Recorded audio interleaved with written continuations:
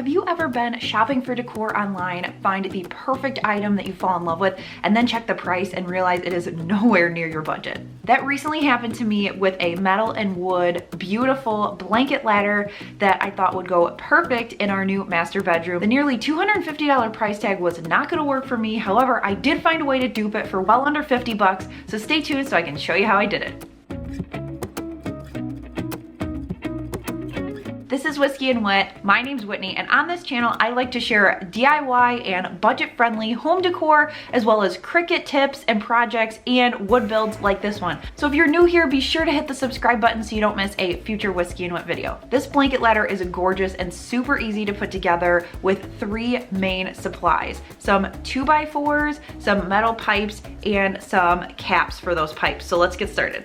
So we used 2x4s, both at 6 feet. These right now at Menards where we bought them are about $8, so $16 in wood. The first thing that we did was to cut the bottoms of the 2x4s to make sure that they were the exact same length. I also cleaned up a couple of the edges just because of them getting kind of banged around on a pallet of wood. I want to get off some of the rough edges. That's totally optional, but I decided to do that.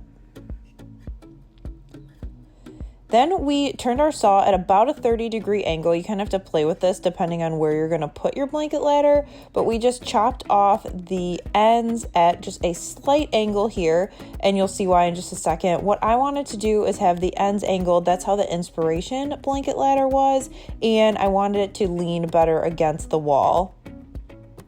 So here is what we were going for. This is about a 32-degree angle, and it worked well for the space. Then it was time to drill our holes for the pipes to go in. So we used clamps to hook both of them together, and Alex then measured the direct center of each 2x4. And then it was time to drill our holes. So we started with a 1/2-inch Forstner bit on our drill. To drill the hole, Forstner bits just will give you a circular, larger drill. The issue was that it was too snug to get the pipes through, so Alex ended up going up to 3/4 of an inch. There's a little bit of space, but once we put it together, it worked out just fine. Now you could do 4 or 5 of these along your blanket ladder. We decided to do 4 just because I wanted a little bit more space. So he marked off evenly and then drilled.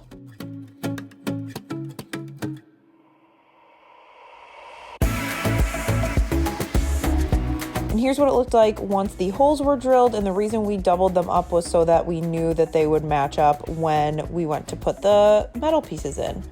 Then after a quick sand with the power sander, I went in with some Varathane Briarsmoke wood stain and stained both of the pieces.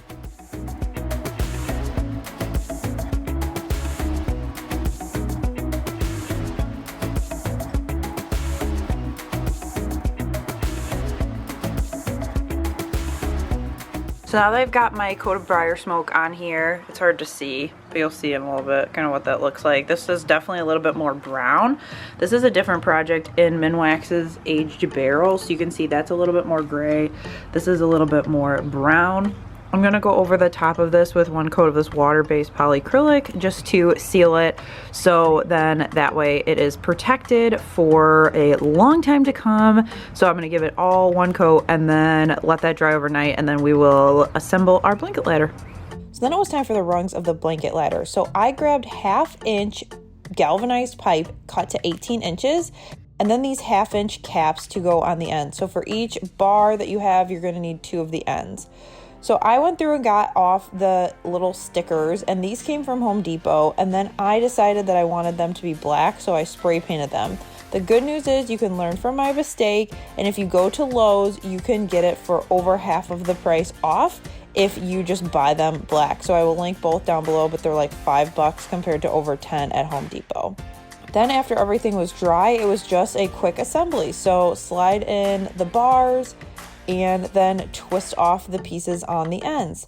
Once we got to the last, it took a little bit of elbow grease to kind of move it around and make sure everything was set. But then once we did, it turned out so awesome. I love this so much. I have another blanket ladder in my house, but this one has just so much more character.